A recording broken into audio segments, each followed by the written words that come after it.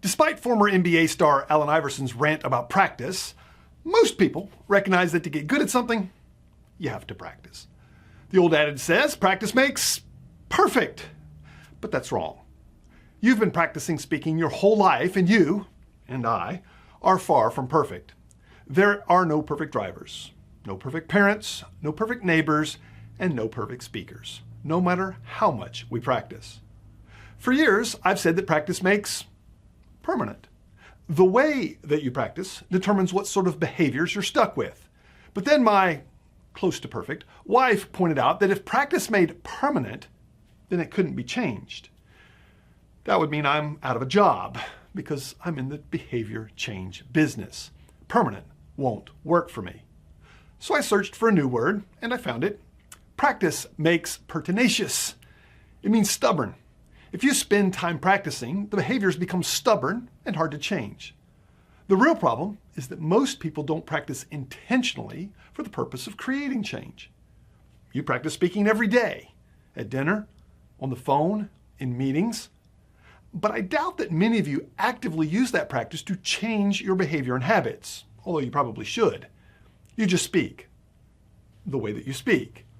And your habits, the pacing, the tone, the non-words, the flopping of your hands, the flitting of your eyes, the rocking back and forth, those just become ingrained and you stubbornly hold on to them, sometimes blissfully unaware.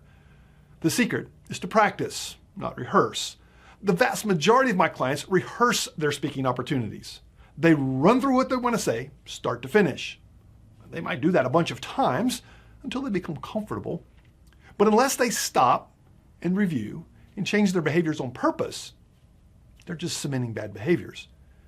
Practice is doing small things over and over until they're able to be done on command. A great example of this is in music. Rehearsal is playing the song through, start to finish. Rehearsal's fun. The band gets together, we jam, we play. Maybe good, maybe bad, but we play. We finish. We end up eating pizza at a restaurant. But practice is done in private. I play the same measure over and over and over. I work on a trill, a pause, the volume, the nuance. And I do it until I can do it correctly every time. For those who have practiced, rehearsal sounds great.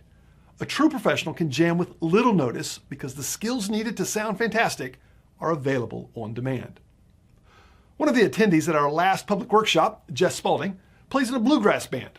Last weekend, he was asked at the last minute to play mandolin for a band at the World of Bluegrass Festival. I asked him how much he had to work to join a new band on short notice. His response, well, this band plays traditional standards that most bluegrass musicians know. He could have easily said, I've practiced enough that I can do this well. You can hear Jess's latest song in the notes below this video. He's really good.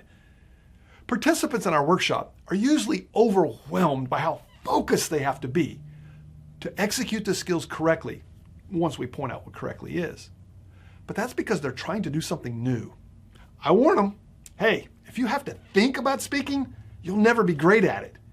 It's when you make these skills and techniques second nature that you'll be able to speak the way that you want and get the results that you want. And there's only one way I know of to do that. It starts with P and ends with practice. Yes, we're talking about practice. Use every opportunity to get better at your skills. Video review is a great way to do it. Inviting friends is another way. But every chance you speak is a chance to get better.